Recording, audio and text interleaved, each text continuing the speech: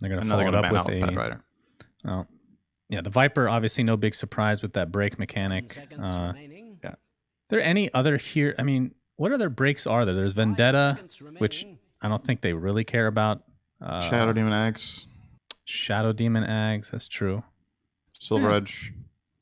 Yeah, meant hero-wise. Is that actually Yeah, it? that's They not did much. limit it quite a bit recently, right? By There's recently, Vendetta, I mean the SD last 2 years. Eggs, Viper. Am I missing any here? Not that Trying I to can think well, of them. Doom, I suppose. Doesn't break. The Ags, does that break with Yes, with the Infernal Blade. Okay, so that's how they true. changed it. Yeah. So Doom has it too.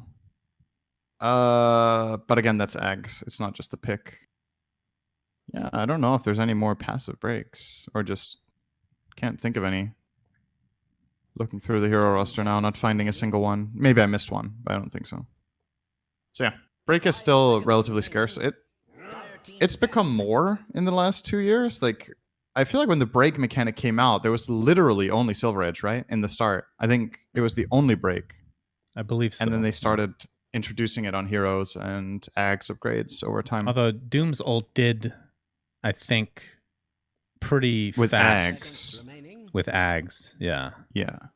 And that was for, I mean, nobody bought Ags on that hero, so it's even hard to remember. Yeah.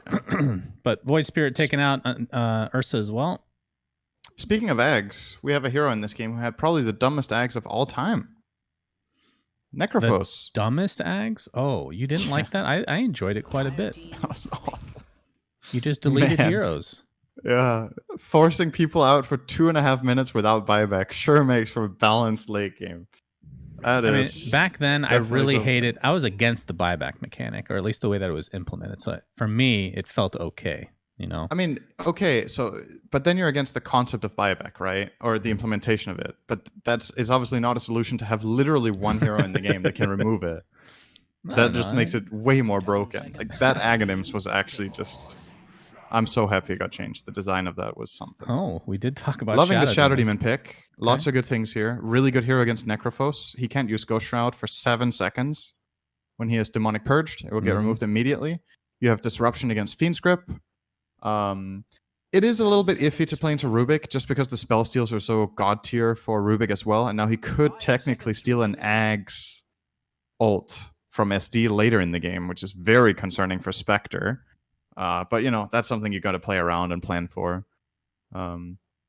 Downside, however, about these two supports together on 5Comrades is where's the catch? Is it going to be Disruption into Haunt? I think you have to round off the lineup in a way now where your way of initiating fights on Spectre's terms is more straightforward. Like some sort of reliable stun, silence setup, whatever it is, to get you going. But Beastmaster's banned. He would have been great. What do you think of these new bans, by the way? The way that I like it. Is it 2-3-2, right? Yeah. So the old system was extremely first phase heavy, right? So many bans were in the first phase before the game began, and that meant a lot of heroes just didn't see play. Mm-hmm. And then the ability to adapt you had on the fly during the draft. It was very much limited. It was very limited creatively, I think, where now you have the possibility of adapting in many ways mid-draft. I actually think this is really cool. One of my favorite... This might be one of my favorite captain's modes we've had, if not the best. But of course, I can understand as well, like from a reviewer's perspective, is it going too far with the bans, right? Mm. What was the lowest amount of bans we had? We used to have 2 bans, I think, back in 2012 or something. Was it 2? Or 3. Maybe it was 3 per team at TI2. Or TI1. Were there I don't remember. Were there bans at TI1? I don't think so, because we would have seen Anti-Mage banned every game, right? Did we not have bans? Anti-Mage and Spectre were literally every game at TI1. I can't there must remember. Have been bans. But there must have been think bans. about the logic, though, right? Like, don't you think AM would have been banned every game? No, but Captain's Mode has always had bans, right? That was what made it Captain's Mode. That was the ban aspect. That was what the mode brought in. I need to go back and look at some TI1 VODs. Because Captain's Mode was... So, okay, a little bit of Dota history. Back in Dota 1, when people were scrimming, they played something called XL, which was the original competitive mode was called League Mode, LM, Ironically, it was called League. Don't remember that. And then the teams decided to expand it to something they called XL, where it was extended league mode, where you would, in the draft, you would ban heroes in chat. And then pick in chat and then go in and then pick. So basically you did it outside of the game as a workaround. And then that became captain's mode, where the teams would then be able to ban in the game and have a timer. So back then in Pro Dota, drafts actually took so long because the teams were drafting in the lobby and there wasn't any set time limit. So sometimes a draft could take like 20 minutes. It was interesting, to say the least. It was a different time. Good old times. But yeah, Captain's Mode overtook XL. That's how I remember it. And it always had bans. All right. I'm probably going to forget this in the next 2 minutes, but I'm going to try to remember to look up some TI1 VODs after this game. Just to see, because I'm pretty sure I can find a draft on Liquipedia or something, right? Like, you think Liquipedia would have TI1? Okay. Yeah, probably. All right. Well, Sven is picked up again for Team Unique. We saw him last game completely crush. That was with a TA by his side. Completely different supporting cast now.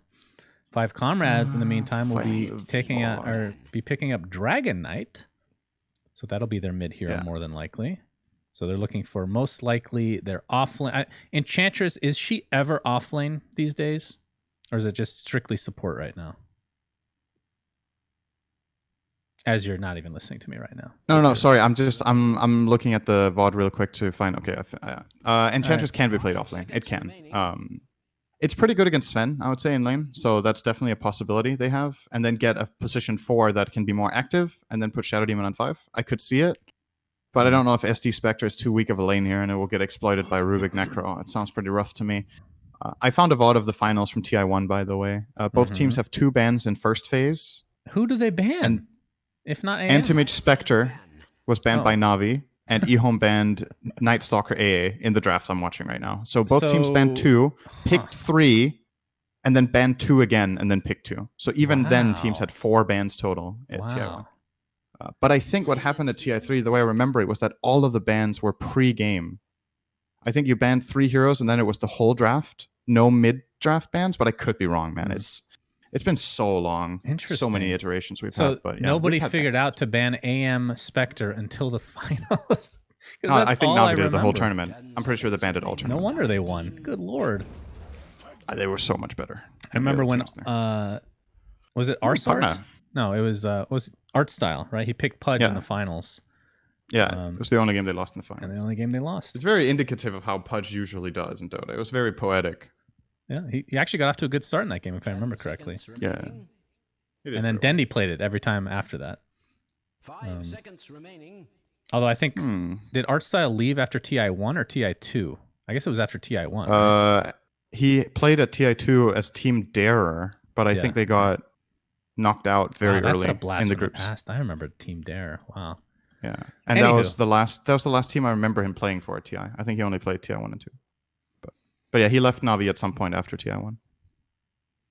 I think the way I remember it, so I'm not sure if this is true. Man, we're really going down memory lane here. It's like 10 years ago. I remember him leaving Navi over a dispute about prize money from TI1, where he felt like he deserved the full cut and Navi were to get a percentage, and I think he left over that or something. Yeah, and I think if I remember correctly, it was because he didn't believe that Valve would ever throw another $1 million tournament. I mean, back then, a lot of teams didn't even show up to TI1 because they thought it was fake, right? A lot of Chinese teams specifically. But yeah, some Chinese teams thought it was a scam. I remember that. And eHome got. I don't know why eHome and a couple of other Chinese teams ended up going, if they got like written confirmation that was believable or something. But I think there was one Chinese team that was invited that declined TI1, I think. Because it was unbelievable. Like the biggest prize pools back then of all time were probably 50K. Right? And here comes this tournament that's worth $1 million. Like everybody's like, what? Yeah. That surely can't be right. But the thing I don't understand from that perspective, I mean, I'm from the Western scene, so it's a little different. I know who Valve is before that, right? I played Counter-Strike for 15 years, 10 years or whatever it was. Yeah, but in China, it's different, right? So, so it's interesting to see the different dichotomies and whatnot. So, but anyway, back to the game, Cinderman. Pugna picked up last for 5Comrades. Yep. And Team Unique with the Kunkka. Yep. Who, little trivia for you. It's not a question though. Did you know that the great artist that I've worked with as well, he worked on the Juggernaut set that we came out with, named Kunkka. Yeah. Obviously, the hero was named after him. He apparently always hated the hero. Did you know that? You've told me this, yeah. I actually remember. Damn! Yeah, I'm you running have out of told me. material. I don't know if you've told it on broadcast though. But yeah, it's kind of ironic that, well, what an honor, you get a hero named after yourself and then you hate it. Unlucky. Maybe next time it's a hero you actually like. So, all right, let's clean up the rest of the draft here. So Pugna, great hero against Necrophos and also good against Sven. The Decrepify is obviously the key spell here against Sven with a disarm or protection of an ally, and the Nether Ward is one of the best spells against Necrophos in the whole game. He has really high mana costs. And has to use his spells consistently during fights to do anything at all. So that's nice, but then this Kunkka last pick also gives the Dire team really, really good catch and reach. Gives them insane sustainability. They have Kunkka and Necrophos. It's pretty much a classic for sustain. And I worry for the Radiant if they can find kills, man. Like, I'm seeing the same problem again. Where is the catch and damage? You have a Dragon Knight stun, and your Pugna can do a lot of damage, but in my opinion, Pugna doesn't fare very well against mitigation, right? Like, this hero wants to get quick kills, but if there's a Ghost Ship and a Necrophos healing people up, who do you kill? Like, I'm really favoring Unique this game. I think it's a relatively big outdraft compared to game 1, but let's see how it goes when the lanes play out. In game 1, I can't remember what you were saying. Did you favor, was it more 50-50, 60-40 for that game? I like Comrades draft more conceptually, but I really think they missed the laning station. They missed their timing in the mid game with their lineup entirely. But I did think they had a better draft that game relative to the enemy team. Right. Okay. This game, it's just one of those games where I look at their lineup and I feel like, man, that lineup is just doomed if the lanes go bad. Like, it's so hard to play this game if you lose lanes, right? You have Enchantress SD supports, and then your cores are Spectre, Pugna, Dragon Knight. If these heroes have bad lanes, there's just not much to work with. So you really got to make sure the lanes go well here. And the good news is Enchantress is very good at making that happen. And Shadow Demon is okay, at least, at making it happen. But offlane Dragon Knight SD lane is very unusual, to say the least. Yeah, let's talk about each specific lane. So Dragon Knight offlane with the support of Flash's Shadow Demon against Bane Sven, as we might have some action bot lane. Illusion on the Rubik taking a ton of damage from Exotic Deer, creating as much space as possible for himself. But this top lane, as I am trying my best not to... I haven't had to do camera in a while, Cinderin, so... And I did not miss... I'm going to jinx myself. Did not miss one kill last game. Really? Yeah, I'm going to stick by that. Pretty sure that's the case. You can go back and look for yourself. Sounds absolutely unbelievable. Oh, nice shockwave from Llama bottom. That's almost a kill, actually. Illusion does have a fairy in case of a second shockwave. I can't miss Enchantress is a interesting laning hero. Oh, back to the top lane. What do you think of the duo 2v2? Does it favor anybody? Don't know. I think both teams kind of just farm. It's hard to kill Shadow Demon and Dragon Knight as this lane, but at the same time, they're not going to pressure you too much either. All right, 5-stack Shadow Poison. Yeah. No Dragon Tail, though. Damage. He's fine. He's fine. Only level 1 Breathe Fire. And only level 1 Poison, so... Yeah, ban score. Nice deny. They're starting to run a little bit low on regen. Still have a Salve to go for Van Score. It's going to continue to take these Shadow Poisons. And how about this mid lane? I haven't seen a Pugna versus Kunkka in quite a while. I missed the Pugna mid days, to be perfectly honest. Yeah. It's one team that's been playing it quite a lot recently, which is Team Nigma. Weeha, I think, really showcases what Pugna can do in the right game. He would be my player to watch right now if anybody is interested in learning to play core Pugna. Plays super aggressively. Kind of, it seems a little bit Topson inspired with how Topson played at TI. Just being absolute nuisance. Just super aggressive in lane, constant harass, push tower, life drain enemy hero nonstop. Secure CS with Decrepify, right? Like all the basic stuff as it has become. Illusion. It's going to pop that Fairy Fire and Davai. I keep want to call him Dalai Lama, but obviously that's not Dalai Lama. You never know, actually. Maybe he has more skills than we think. How old is the current Dalai Lama? I don't know. It's got to be in his 70s, I would assume. Yeah. Mid lane, so the Dalai Lama is definitely ready to take over. Into the torrent. Based on the fact that I have him muted, he's probably not a good replacement for the Dalai Lama. Yeah, that is probably accurate. I mean, maybe he's super toxic when he's not doing his thing in real life, you know? Dota just makes everybody toxic. It's where the Dalai Lama lets out all of his negative energy. He just funnels it into Dota. And it makes sense in theory. Oh, top lane, we're going to have some action. Although, it's going to be hard to actually take out this Dragon Knight. Yeah. Has one level in his Dragon. He actually took the Dragon Tail very early. What do you think about this? I haven't seen a ton of Dragon Knight offlane myself. They used it for a kill attempt on the Bane, right? I'm assuming. If they didn't do that, I don't think it has very much value in this lane. And the fact of the matter is that Sven is mega winning this lane. Just on raw CS. Oh, Shadow Demon could be in trouble here. Vanscore level 2 only. No, it won't be enough. Sinner, you're scaring me. That's like... So Sven is 28-6 to Dragon Knight's 18-0. So a big lead. They have access to the small camp. Oh, I missed it! Because of mid! Unreal! Synderin, I'm gonna blame 19. you for this. Please get this kill. Make it not worth... Oh my god, it's a waste. It is a complete... Wait. He's gonna get... Oh, wait. Oh, he gets it. All right. It was still not worth. What was but that? We'll take it. Oops. So who got first blood? Well, the first blood went to Spectre on Rubik. Okay. Figures. I just had so to say much needed good gold here in lane for Spectre, as this lane is going to start ramping up in difficulty. Necrophos level 4. It's only going to get worse. When Necro is level 6, it's so difficult for Spectre to even sit in lane. It's just a little bit of harass from Rubik and the constant Heartstopper aura just whittling him down. He will eventually not be able to hit creeps, you know? Like, if you're sitting in lane on half HP as Spectre, you die. So this is like it's kind of his last exotic deer. Yeah, very greedy. He might die. Fadebolt's not enough, though. One more hit. One more right click is needed. But it looks like he will be good to go. Divai Lama doing a good job of harassing and whatnot mid lane. Have the disruption, but does actually force out Vanscore's TP. So that's well worth the mana consumption there. But looking at the last hits, Kunkka 35-5 versus the Pugnus 30-5. So Kunkka off to a decent start overall. He's going to get life drain to a high degree. Gets off his combo though. It's actually going to continue to chase Nataki. Trying to get some revenge for last game on that Faceless Void. Had a rough laning stage. He's going to get telekinesed into the high ground, though. Life drain to follow. They don't have any cancel right now. Kunkka, oh! 19 does go down just in vision to complete that. Vanscore are going to continue to get chased now. 2 stacks of Shadow Poison. Life drain again for Nataki. Such a great quality of life change to Pugna. Giving this, I believe, it's a 7-second cooldown. Not needing Ags. It's made such a big difference on this hero. Yeah.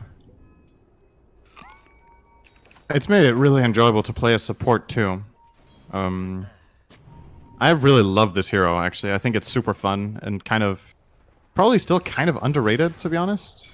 But it has its games and awkward moments. He's probably dead now, by the way. Yep, here nice comes the here boat, 19, and boom!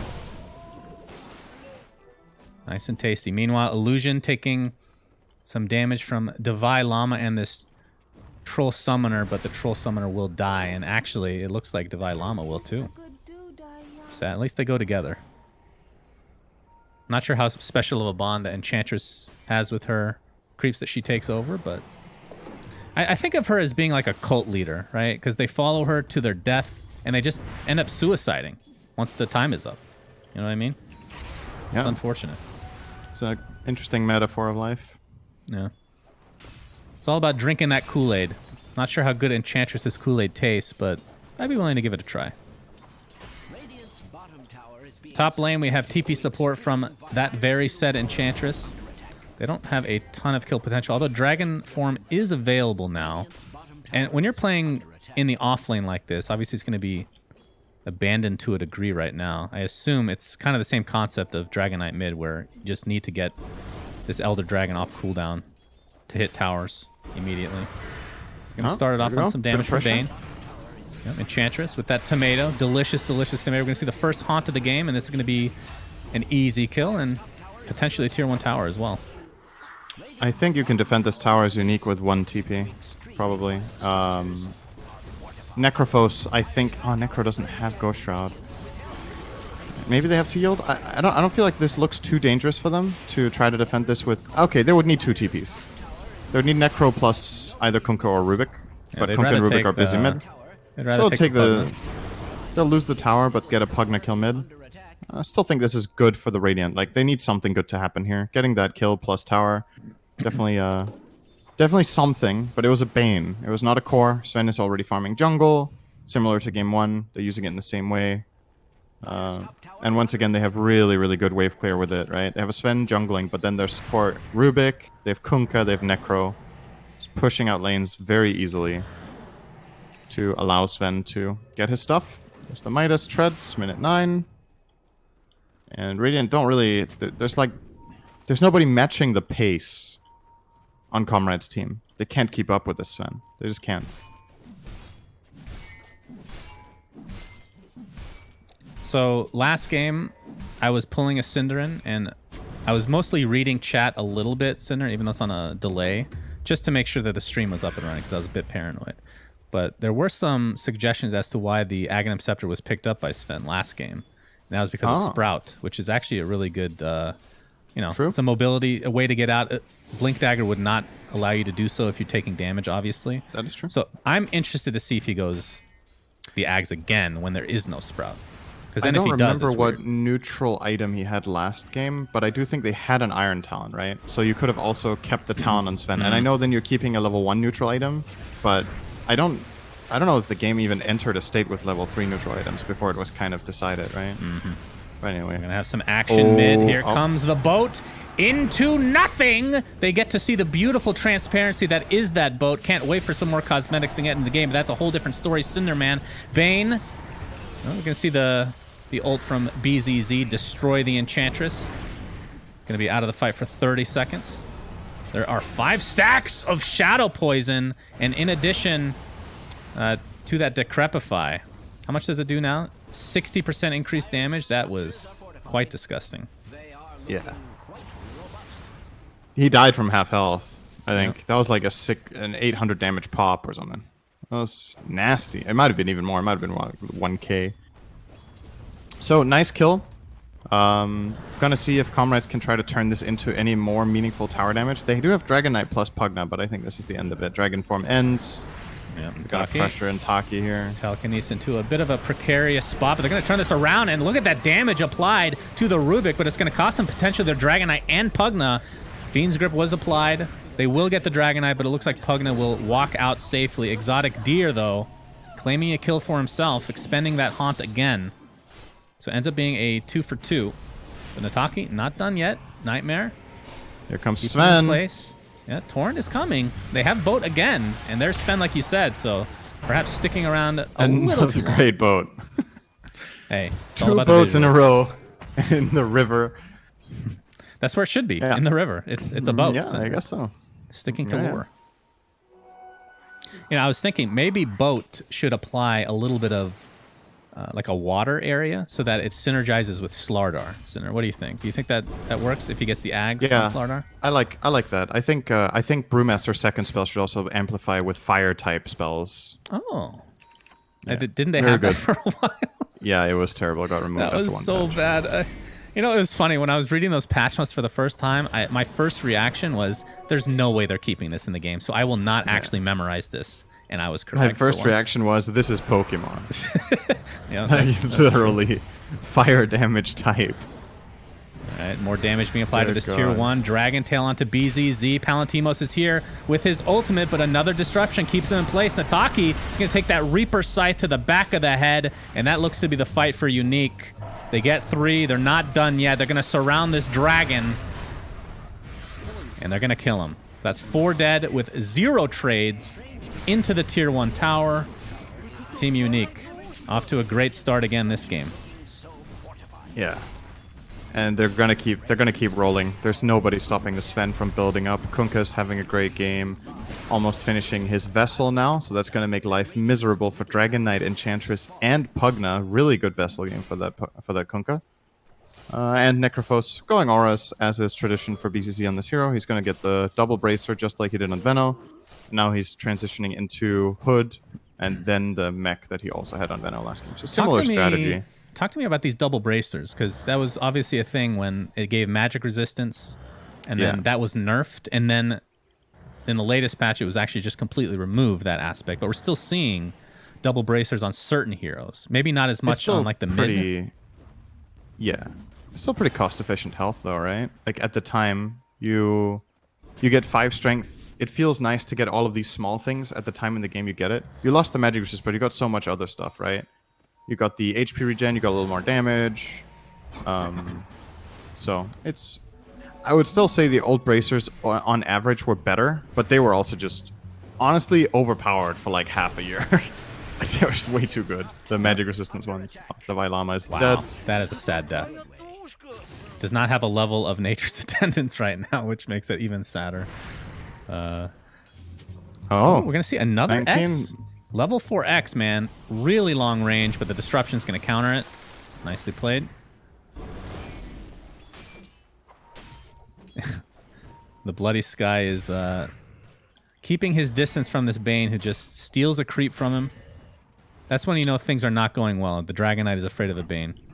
So something we didn't talk about in the draft is the fact that they picked Dragon Knight into Necrophos.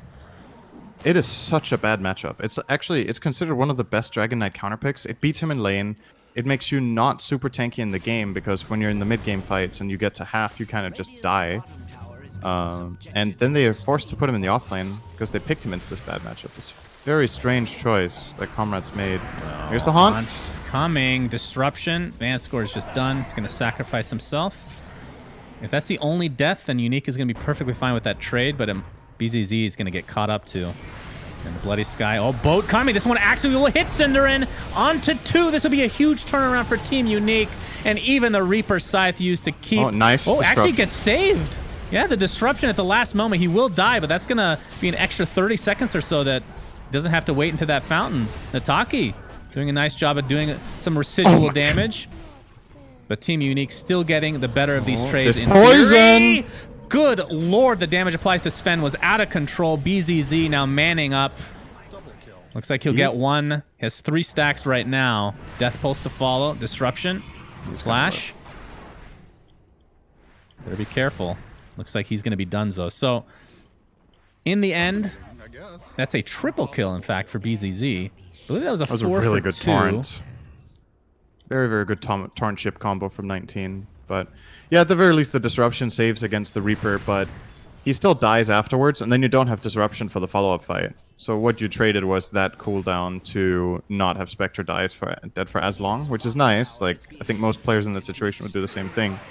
The problem is that they just flat out walked into that torrent boat, right? It was a very unsalvageable fight from that point on. The Vailama's gonna he's going to cleave off the babies of the Wild Wing that he stole. The cult does not extend to its children, unfortunately, Cinderin. Dying by the hands of your children has got to be the worst way to go. Dear Lord. Dear Gaben. Dude, that was really sad. I know.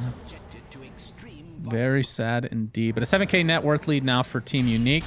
Fiend's Grip is available. Seeing that now the word being placed to dissuade Unique from going any further. And looks like it'll be successful, at least in that. Ooh, Nether Shawl. That's a good BZZ item, if I do say so myself. It's just really good in general in this game against the Radiant team. There's so much about the magic damage. Shadow Demon, Shadow Poison stacks, Pugna is all about that magic. So, see who they put it on. We've been seeing carries start to take that item quite a bit more. Oh, Fiend's Grip onto the Shadow Demon. Is there any cancel? Negative. Oh. Reaper Scythe takes Shadow Demon out of the fight. Does have buyback. We'll see if he expends it here. Oops. Seeing the sucky from the low ground. Looks like the Enchantress falls just as the buyback from Shadow Demon comes. So either way, this is going to be a 4v5 best case scenario. And wow. All right. They delete Pugna. And this is going to be a dieback onto Flash. He thoroughly regrets that buyback now. And no reason to stop pushing. No. Ult from Sven. Continuing to go. I don't even know if Radiant can stop this at all. Even if they were if they were all alive, it's the Shadow Poison that can stop this push, but he died back. So I think the other 4 heroes are alive, you just keep going. Enchantress isn't offering much here, Spectre isn't offering much, Dragon Knight. There's just nothing there, man. There's nothing in the tank to stop this. It's looking like another very easy game for Unique. Much easier than game 1 even, which wasn't hard to begin with. Pugna. Telekinesis, Stormhammer, Torrent, everything is very effective against Pugna. And now Dragon Knight completely surrounded in his dragon form. Reaper Scythe is not available. Let's see if they have enough damage. Okay, they definitely have enough damage. But here comes the Haunt. They have to be a little bit careful. If you get the full racks right now, boat coming, Nataki, that is going to be a dieback for you, my good sir. And we'll see if they'll be able to hold this any further. Exotic Deer at half HP. BZZ still. 30 seconds on Reaper Scythe, but they really don't need it. 3 dead. 5v2. Question is, do they want to reset knowing that God's Strength is down for a little bit, and obviously their team is damaged to a high degree. So they'll be happy with that Rax overall. Still haven't even gotten Roche yet. Feels like it's much later than 19 minutes in the game. But BZZ did have he's had the grease for a while and will be finishing the Meteor Hammer, actually. What do you think of that purchase? Is that just to finish the game quickly? I mean, they have a lot of stuns to help layer that and set that up in general. Yeah, it's kind of reminding me. What was they bought last game? When they bought... No, they bought the Sven Eggs, and we were like, is it the best item or not? But, yeah. The double Meteor Hammer is coming to they a just Dota game near you. They want to end the game. It's kind of cool on Kunkka, though, to be honest. It's a very interesting build. You have so much guaranteed lockdown that you can X-torrent ship and then start channeling immediately after you pull back the X. Mm-hmm. And it should layer very nicely. Pretty cool. But, like, he's buying it because they're stomping.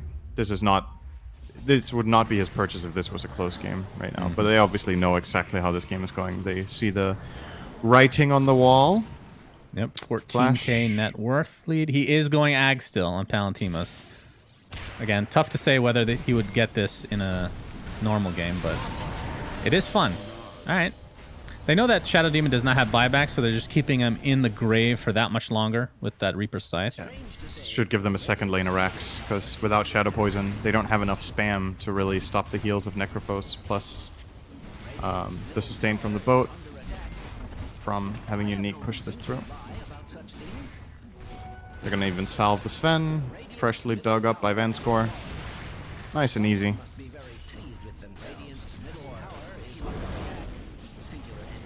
And this will be the potential last defense here for 5Comrades, as they will likely lose this series 0-2. Here comes the boat. Pugna is dead, Cinderin. Palantimus pops to BKB. Dragon form is activated, is now level 2. Buyback onto the Bane, who did fall in that engagement. The tier 3 tower does go down. BZZ, he's got to be a little careful. Very low on mana right now, but they're just so much more farmed than the enemy team that it doesn't really matter at this stage. And that's a triple kill for 19, as this game will end. So 2-0 for Team Unique, looking pretty strong in this series. Yeah. We saw them in the qualifiers for Immortal League, and they had games where they looked really good. They even had, when they played the series against Viking and they lost 1-2, they played a really excellent game 1 in that series.